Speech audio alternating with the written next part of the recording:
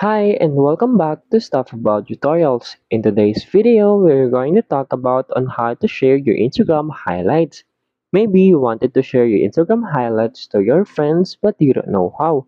So in today's video, we're going to talk about on how you can share your Instagram highlights. Check the video description and I will try to leave the written instructions. So without further ado, let's get into the video.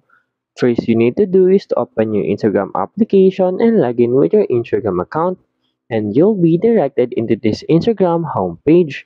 And then from here, you will see your profile icon at the lower right corner of your screen.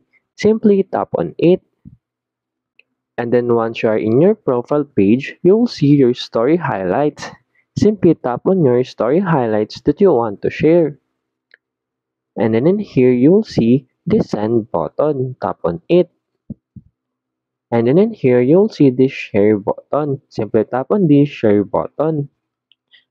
And then now you can share your story highlights via nearby share messages, email, Facebook, chats, and many more. There you go. If you wanted to know on how you can share Instagram highlights, that is the easiest way I know how. If you know another way on how you can share your Instagram highlights, leave a comment below. Also, be sure to subscribe for more videos.